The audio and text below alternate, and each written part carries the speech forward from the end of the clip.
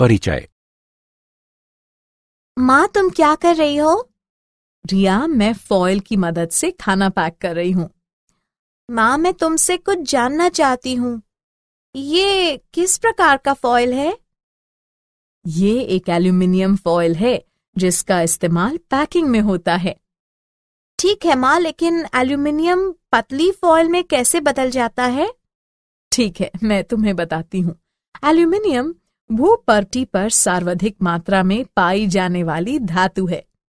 इसका निष्कर्षण प्रकृति में पाए जाने वाले बॉक्साइट अयस्क से किया जाता है। इसके बाद धातु को वांछित आकृतियों में ढाला जाता है। ठीक है माँ, मुझे मेरे प्रश्न का उत्तर मिल गया। मैं इस विषय में कुछ और जानना चाहती हूँ। बच्चों, आज हम तत्वों के निष्कर्षण के सामान्य सिद्धांतों एवं प्रक्रमों की जानकारी प्राप्त करेंगे।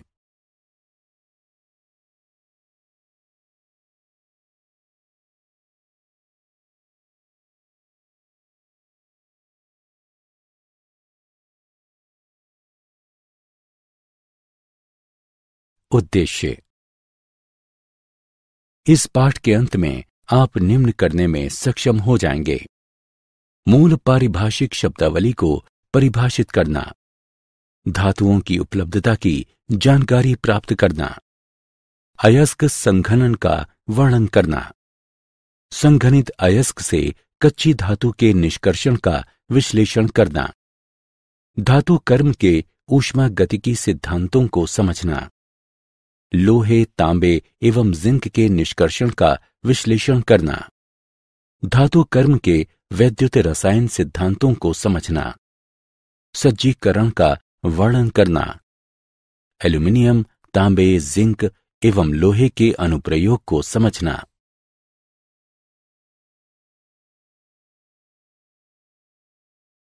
परिभाषा।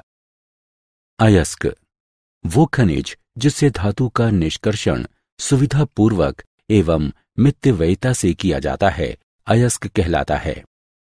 अपअयस्क गैंग खनिजों में मौजूद मिट्टी एवं अवांछित पदार्थों को अपअयस्क यानी गैंग कहते हैं। धातु कर्म अयस्कों से धातुओं के निष्कर्षण एवं पृथक्करण की प्रक्रिया को धातु कर्म कहते हैं। अयस्कों से धातुओं के निष्कर्षण एवं पृथक्करण की प्रक्रिया के निम्न 3 मुख्य चरण होते हैं। अयस्क का सांद्रण, सांद्रित अयस्क से धातु का पृथक्करण एवं धातु का शुद्धिकरण। धातुओं की उपलब्धता। भूपर्पटी पर सर्वाधिक मात्रा में पाया जाने वाला तत्व ऑक्सीजन है। भूपर्पटी पर दूसरा सर्वाधिक मात्रा में पाया जाने वाला तत्व सिलिकॉन है। धातुओं में एल्यूमिनियम भूपर्पटी पर सर्वाधिक मात्रा में पाया जाता है। ये भूपर्पटी पर तीसरा सबसे ज्यादा पाया जाने वाला तत्व है। ये अभ्रक तथा मृत्तिका सहित अनेक आग्नेय खनिजों का प्रमुख घटक है। बहुत से रत्न प्रस्तर Al2O3 के अशुद्ध रूप हैं तथा ये अशुद्धियां क्रोमियम से तांबे तक होती हैं। धातुओं में लोहा भूपर्पटी पर दूसरी सबसे ज्यादा पाई जाने वाली धातु है। ये भूपर्पटी पर सर्वाधिक मात्रा में पाए जाने वाले तत्वों में इसका स्थान चौथा है। ये तत्व एवं यौगिक दोनों ही रूपों में बहुत महत्वपूर्ण है। ये हीमोग्लोबिन में पाया जाता है जो ऑक्सीजन के वाहक के रूप में कार्य करता है।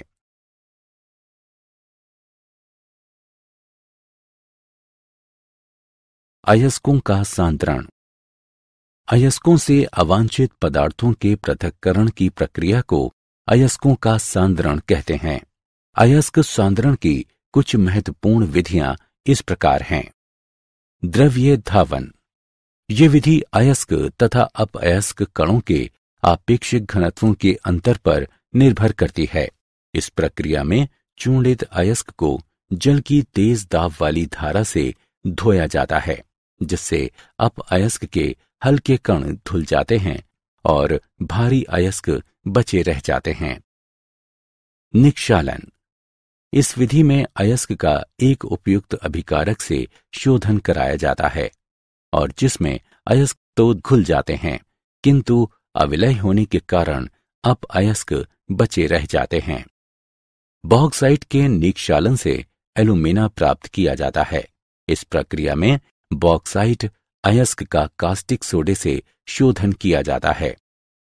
Al2O3 सांद्रित विलय में घुल जाता है और अपअयस्क बचे रह जाते हैं।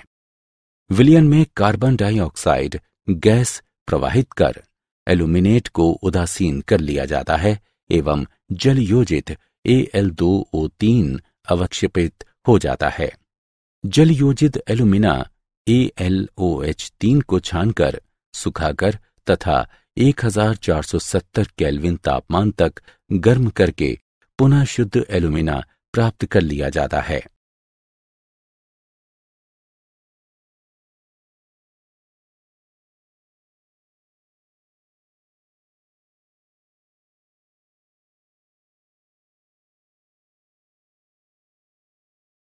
चुंबकीय पृथक्करण। चुंबकीय पृथक्करण विधि अयस्क के दो घटकों में चुंबकीय गुणों की भिन्नता पर आधारित होती है। चूर्णित अयस्क को एक घूमते हुए पट्टे पर डाला जाता है जो चुंबकीय रोलर पर लगा होता है। अचुंबकीय कण पट्टे पर से दूर छिटक जाते हैं जबकि चुंबकीय कण चुंबकीय क्षेत्र से आकृष्ट होकर एक अलग अंबार बनाते हैं। इस विधि का उपयोग कैसिटरटाइट, मैग्नेटाइट, क्रोमाइट एवं पाइरोलुसाइट से अयस्क कणों को अलग करने में किया जाता है।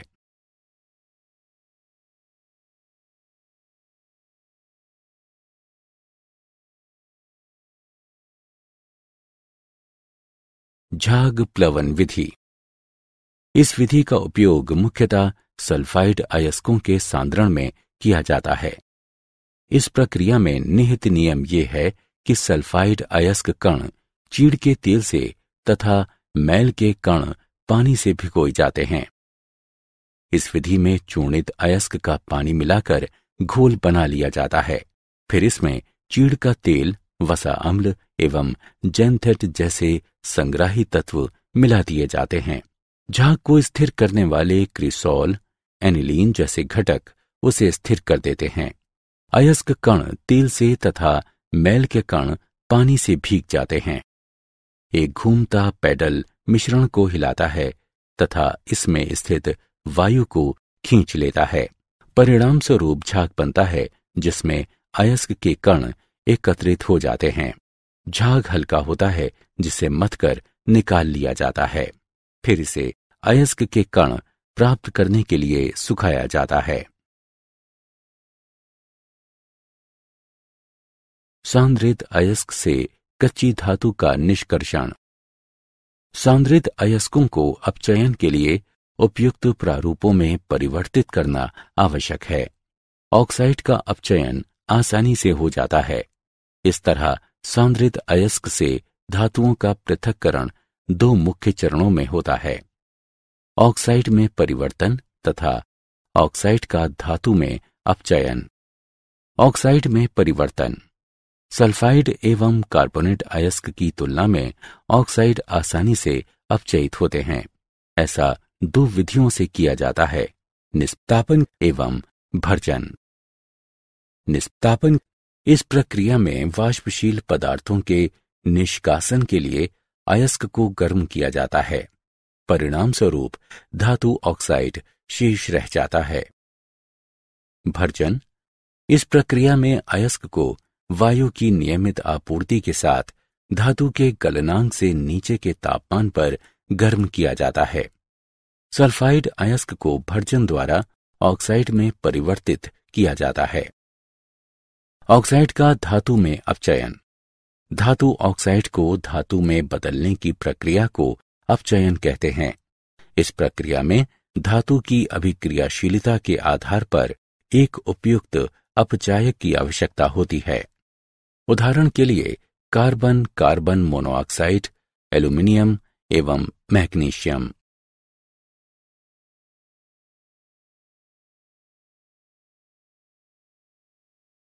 कच्ची धातुओं के निष्कर्षण के उदाहरण। आइए कच्ची धातुओं के निष्कर्षण का एक उदाहरण लें। निम्न में से प्रत्येक में धातुओं के निष्कर्षण सिद्धांत का वर्णन करें। SnO2 से Sn, ZnO से Zn, Cr2O3 से Cr। आइए उत्तर देखें। 1. SnO2 से Sn का निष्कर्षण कार्बन को अपचायक के रूप में प्रयोग कर किया जाता है। Sn एक कम क्रियाशील धातु है। 2. ZnO से Zn का निष्कर्षण कार्बन मोनोऑक्साइड को 1600 केल्विन तापमान पर अपचायक के रूप में प्रयोग कर किया जाता है। 3. Cr2O3 से Cr का निष्कर्षण एल्यूमिनोथिमिक प्रक्रिया द्वारा किया जाता है।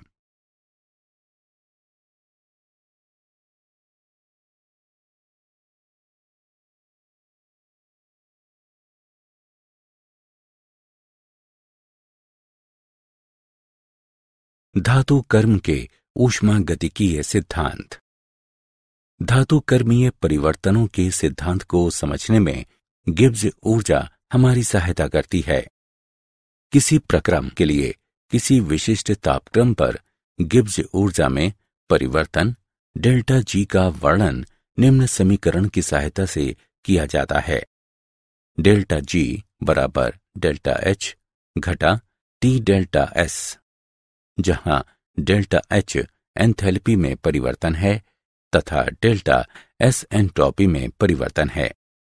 जब डेल्टा जी का मान ऋणात्मक होगा तभी अभिक्रिया आगे बढ़ेगी। यदि किसी निकाय में दो अभिक्रियाओं के अभिकारकों तथा उत्पादों को एक साथ रखा जाए और दोनों संभव अभिक्रियाओं का परिणामी डेल्टा जी ऋणात्मक हो तो समग्र अभिक्रिया संपन्न होगी। एलिंघम आरेख।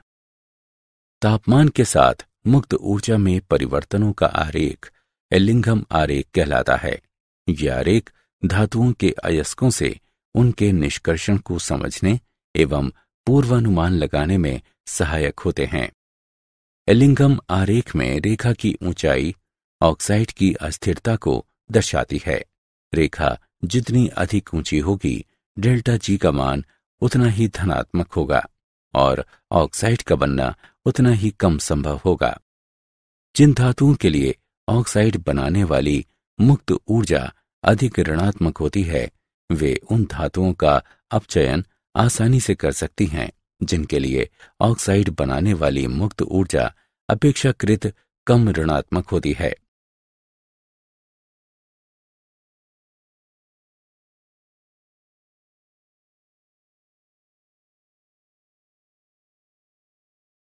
आयरन का निष्कर्षण, लौह निष्कर्षण।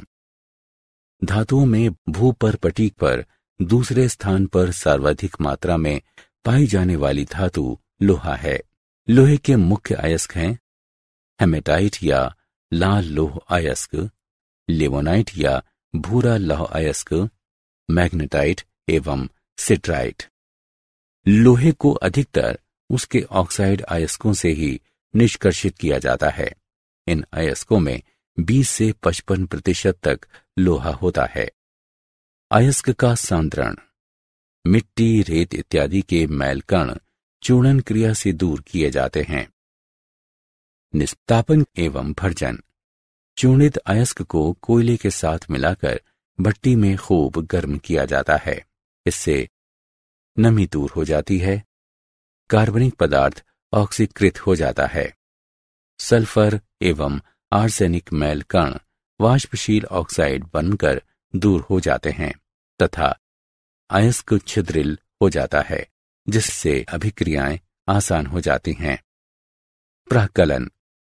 निस्तापित एवं भर्जित अयस्क को चूने के पत्थर एवं कोक के साथ 8:1:4 की मात्रा में मिलाकर वात्या भट्टी में डाला जाता है। वात्या भट्टी में अभिक्रियाएं। वात्या भट्टी रिफ्रैक्टरी ईंटों से बनी एक लंबी चिमनी नुमा संरचना होती है। भट्टी में गर्म हवा पेंदे से प्रवाहित की जाती है। जैसे जैसे चार्ज नीचे आता है, ये उच्च तापमान क्षेत्र से गुजरता है। वात्या भट्टी के अलग अलग हिस्सों में तापमान की भिन्नता के कारण अलग अलग क्षेत्रों में विभिन्न प्रकार के रासायनिक परिवर्तन होते हैं। दहन क्षेत्र ये भट्टी का सबसे निचला हिस्सा है। यहाँ गर्म वायु के झोंके से कोक जल उठता है। इस क्षेत्र का तापमान 1500 डिग्री से 2000 डिग्री सेल्सियस तक होता है। कार्बन डाइऑक्साइड ऊपर की ओर जाकर रक्तिम गर्म कोक से मिलती है। अपचयन का ऊपरी क्षेत्र ये भट्टी का सबसे ऊपर का हिस्सा है। इस क्षेत्र का तापमान 250 डिग्री से 700 डिग्री सेल्सियस तक होता है। यहाँ कार्बन मोनोऑक्साइड आयरन के ऑक्साइड को स्पॉन्जी आयरन में अपचयित कर देती है। अपचयन का निम्न क्षेत्र भट्टी के मध्य भाग में 1000 डिग्री से 1200 डिग्री सेल्सियस तापमान में अंतिम अपचयन होता है। कार्बन मोनोऑक्साइड से प्राप्त कार्बन लोहे के साथ अभिक्रिया करता है तथा मैल के कण भी गलित लोहे में घुल जाते हैं। फ्यूजन यानी विलयन क्षेत्र जहाँ का तापमान 1200 डिग्री से 1500 डिग्री सेल्सियस तक होता है। चूने का पत्थर कैल्शियम ऑक्साइड में अपघटित हो जाता है। ये एक प्रगलक के रूप में कार्य करता है तथा SiO2 एवं Al2O3 जैसी अशुद्धियों को धातु मल बनाकर अलग कर देता है। गलित लोहा वात्या भट्टी की तली में इकट्ठा हो जाता है। धातुमल हल्का होने के कारण गलित लोहे के ऊपर तैरता है। धातुमल को धातुमल छिद्र में से प्रवाहित कर अलग कर दिया जाता है।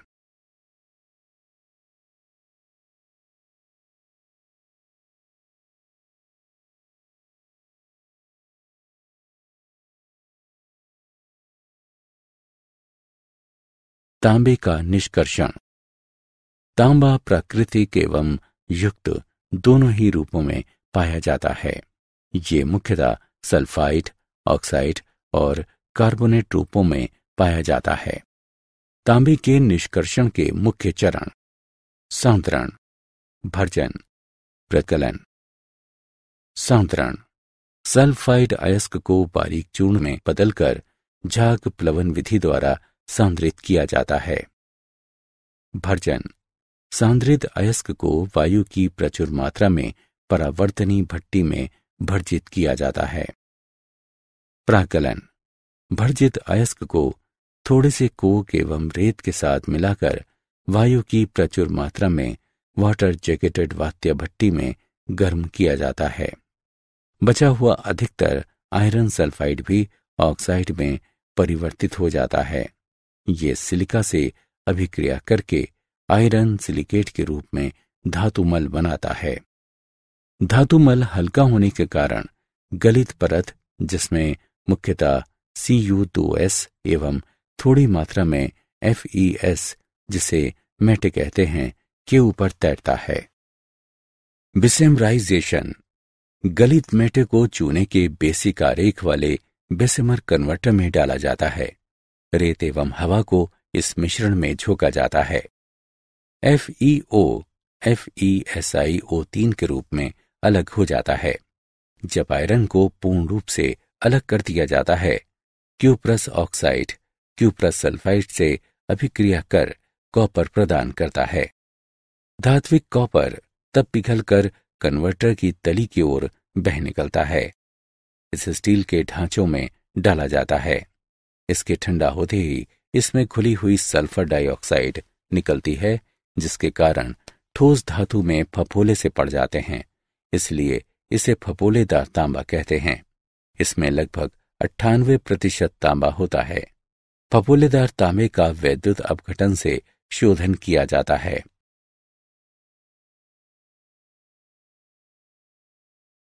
जिंक का निष्कर्षण। चूंकि जिंक कॉपर से अधिक क्रियाशील है, इसलिए जिंक ऑक्साइड का अपचयन Cu2O के ताप से अधिक तापमान पर कोक द्वारा किया जाता है। तापन के लिए ऑक्साइड की कोक तथा मृदा के साथ छोटी छोटी ईंटें बनाई जाती हैं। उत्पन्न हुई कार्बन मोनोऑक्साइड भी जिंक ऑक्साइड का जिंक में अपचयन कर सकती हैं। अशुद्ध जिंक को स्पेल्टर कहते हैं। धातु को आस्वित कर तथा तीव्र शीतलन द्वारा शोधित किया जाता है।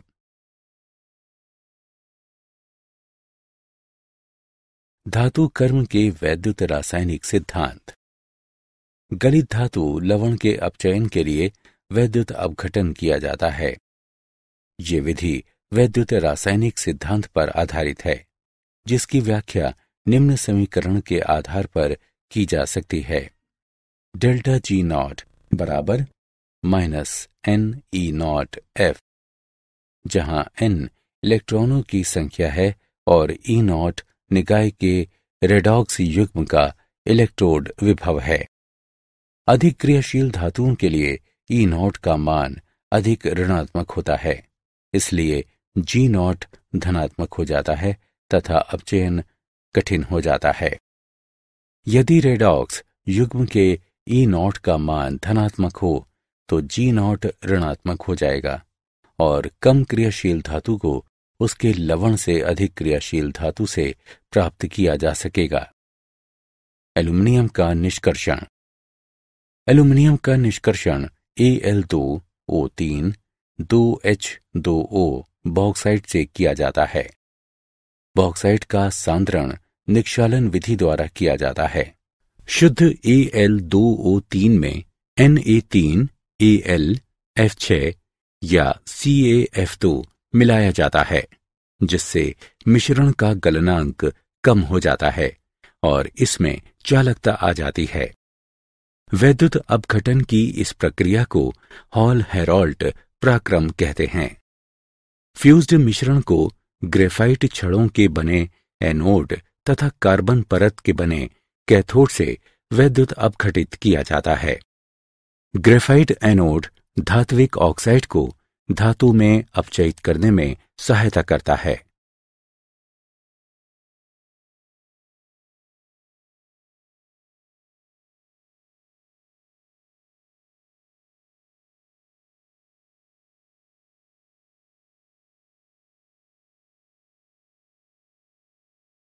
ऑक्सीकरण अपचयन। अधातुएं अपने खनिजों से वैद्युत रासायनिक ऑक्सीकरण द्वारा प्राप्त की जाती हैं। उदाहरण के लिए लवण जल के वैद्युत अपघटन से एनोड पर Cl2 प्राप्त होती है। क्लोरीन ऋण जल में उपस्थित आयन के ऑक्सीडेशन के लिए गिब्स ऊर्जा की मानक अभिक्रिया। उच्च धनात्मक मान वैद्युत अपघटन की आवश्यकता बताता है। क्लोरीन ऋण आयन के ऑक्सीडेशन के लिए 2.2 वोल्ट विद्युत वाहक बल की आवश्यकता होगी तथा N का मान 2 है। परंतु जलीय विलयन में एक और अभिक्रिया भी होती है। इस अभिक्रिया को 1.2 वोल्ट के विभवांतर से प्राप्त किया जा सकता है। इसलिए अभिक्रिया की ऊंची दर के लिए एक अधिक विभवांतर की आवश्यकता होती है।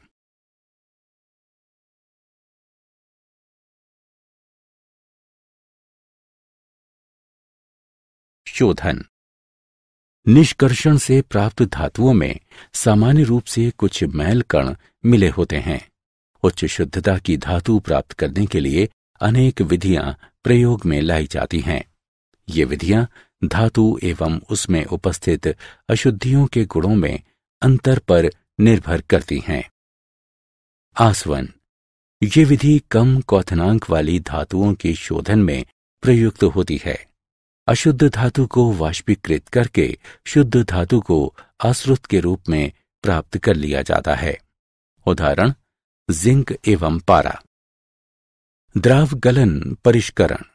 इस विधि में कम गलनांक वाली धातु को पिघलाकर ढालू सतह पर बहने दिया जाता है। इस प्रकार अधिक गलनांक वाली अशुद्धियां अलग हो जाती हैं। उदाहरण के लिए टिन। वैद्युत अपघटनी शोधन।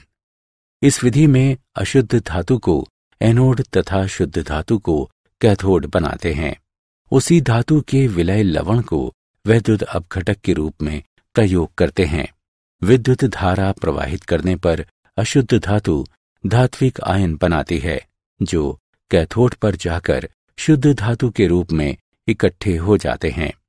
उदाहरण तांबा, जिंक एवं एल्यूमीनियम। मंडल परिष्करण। ये विधि इस सिद्धांत पर आधारित है कि अशुद्धियों की विलयता धातु की ठोस अवस्था की अपेक्षा गलित अवस्था में अधिक होती है। अशुद्ध धातु की छड़ के एक किनारे पर लगे वृत्ताकार गतिशील तापक की सहायता से इसे गर्म किया जाता है। मैल कण संलग्न गलित मंडल में दूसरे किनारे पर चले जाते हैं तथा शुद्ध धातु क्रिस्टलित हो जाती है। इस क्रिया को बार बार दोहराया जाता है तथा तापक को एक ही दिशा में बार बार चलाया जाता है। उदाहरण, इसका प्रयोग अर्धचालकों को शुद्ध करने में किया जाता है। वर्णलेखिकी विधियां।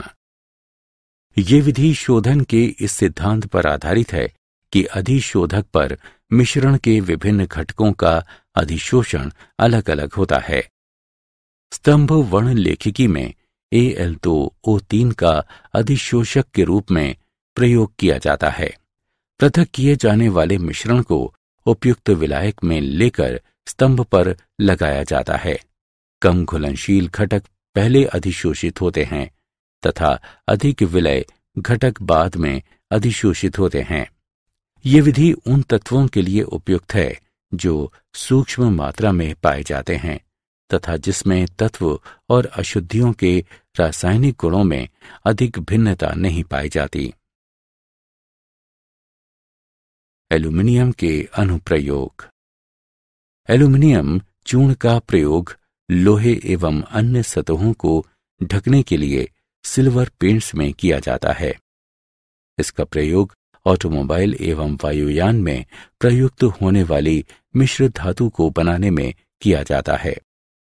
इसका प्रयोग सिगरेट एवं कन्फेक्शनरी के आवरण पत्रा के लिए पतली पन्नी बनाने में किया जाता है। इसका प्रयोग विद्युत ट्रांसमिशन केबल बनाने में किया जाता है। इसका प्रयोग बर्तन, ट्रे, फ्रेम एवं अन्य सजावट के सामान बनाने में किया जाता है। हल्की सुचालक एवं जंग प्रतिरोधी होने के कारण इसका प्रयोग मिश्र धातु बनाने में किया जाता है। उदाहरण के लिए मैग्नीशियम, डुरालुमिन एवं एल्यूमीनियम ब्रॉन्ज।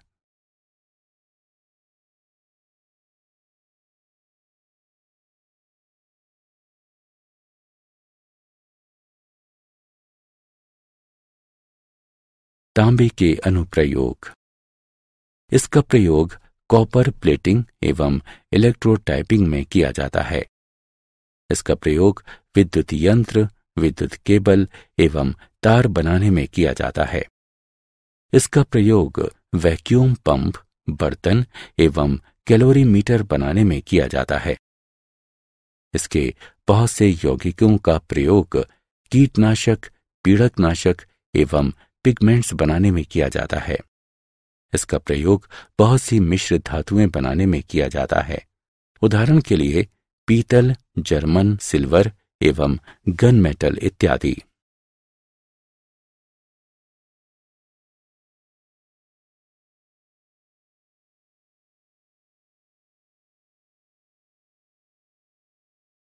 जिंक के अनुप्रयोग। इसका प्रयोग शुष्क सेलों में कैथोड कंटेनर के रूप में किया जाता है। इसका प्रयोग अपचायक एजेंट के रूप में किया जाता है। इसका प्रयोग आयरन एवं स्टील के गैल्वेनाइजेशन में किया जाता है। इसका प्रयोग सोने एवं चांदी के साइनाइड प्रक्रिया द्वारा निष्कर्षण में किया जाता है। इसका प्रयोग बहुत सी मिश्र धातुएं बनाने में किया जाता है। उदाहरण के लिए पीतल, जर्मन सिल्वर इत्यादि। आयरन के अनुप्रयोग। आयरन उत्प्रेरकों का प्रयोग हैबर बोश प्रक्रिया में अमोनिया के उत्पादन में किया जाता है। फिशर ट्रॉप्श प्रक्रिया में इनका प्रयोग कार्बन मोनोऑक्साइड को हाइड्रोकार्बन में बदलने में किया जाता है, जिनको ईंधन एवं स्नेहक के रूप में प्रयोग करते हैं। आयरन धातु कठोर होने के साथ साथ बहुत सस्ती होती है। अधिकतर वाहन, मशीन के पुर्जे, बड़े जहाजों के हल्स, बिल्डिंग एवं मशीन के हिस्से लोहे से बने होते हैं। आयरन को अन्य धातुओं के साथ मिलाकर स्टील बनाया जाता है। स्टेनलेस स्टील का प्रयोग बिल्डिंग के हिस्से, भोजन पकाने के बर्तन, कटलरी एवं सर्जिकल यंत्रों को बनाने में किया जाता है। इसका प्रयोग वायुयान एवं वाहन बनाने में किया जाता है। क्या आप जानते हैं, कमरे के तापमान पर पारा एकमात्र ऐसी धातु है जो द्रव अवस्था में पाई जाती है। कांसा, तांबे एवं टिन से मिलकर बनी एक मिश्र धातु है। इसमें तांबे की मात्रा सर्वाधिक 80 से 85% तक होती है। विश्व में 6ठे स्थान पर पाया जाने वाला तत्व लोहा है।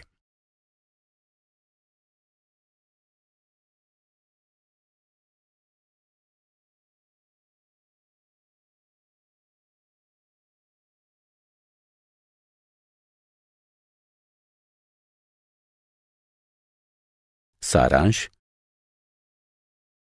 आइए हमने जो कुछ सीखा है उसे संक्षेप में दोहराएं। वो खनिज जिससे धातु का निष्कर्षण सरलता एवं आर्थिक सुगमता से होता है, अयस्क कहलाता है। अयस्कों से अवांछित पदार्थों के पृथक्करण की प्रक्रिया को अयस्कों का सांद्रण कहते हैं। झाग प्लवन विधि का प्रयोग मुख्यतया सल्फाइड अयस्कों के सांद्रण में होता है। तापमान के साथ मुक्त ऊर्जा में परिवर्तनों का आरेख एलिंघम आरेख कहलाता है। गलित धातु लवण के अपचयन के लिए वैद्युत अपघटन किया जाता है। ये विधि वैद्युत रासायनिक सिद्धांत पर आधारित है। उच्च शुद्धता की धातु प्राप्त करने के लिए अनेक विधियां प्रयोग में लाई जाती हैं। ये विधियां धातु एवं उसमें उपस्थित अशुद्धियों के गुणों में अंतर पर निर्भर करती हैं। इन विधियों को शोधन कहते हैं। मंडल परिष्करण विधि इस सिद्धांत पर आधारित है कि अशुद्धियों की विलयता धातु की ठोस अवस्था की अपेक्षा गलित अवस्था में अधिक होती है। वर्णलेखिकी विधि शोधन के इस सिद्धांत पर आधारित है कि अधिशोषक पर मिश्रण के विभिन्न घटकों का अधिशोषण अलग अलग होता है।